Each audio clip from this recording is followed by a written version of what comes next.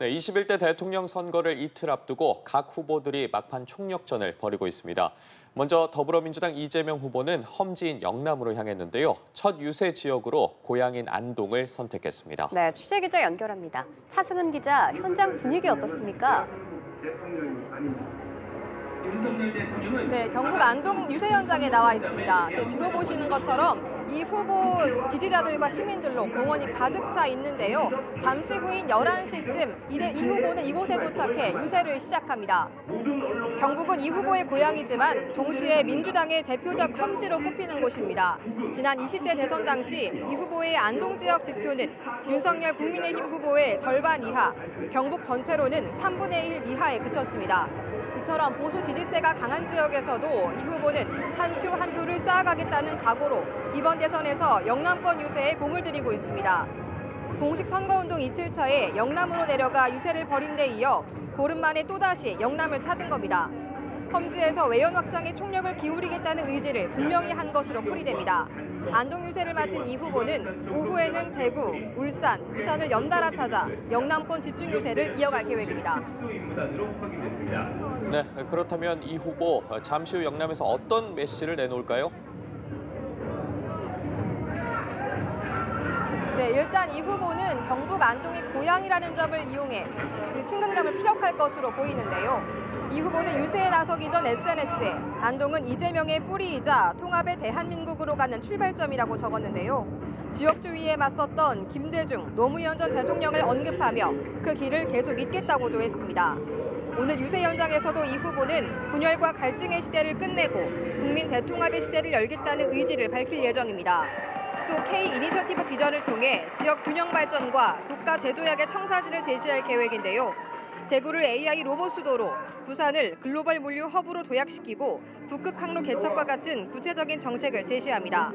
극우 성향 단체가 댓글 조작팀을 만들어 대선 여론 조작에 나섰다는 의혹에 대해 언급할 가능성도 있는데요.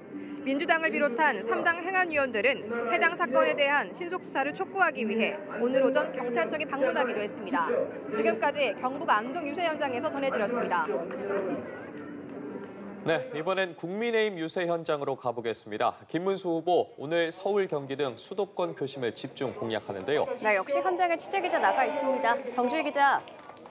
네, 여기 상남 시민 여러분께 축하 올리고 있습니다. 네, 경기도 성남 유세 현장에 나와 있습니다. 김문수 후보는 조금 전 이곳 분당 야탐역 앞 광장에서 유세를 시작했는데요.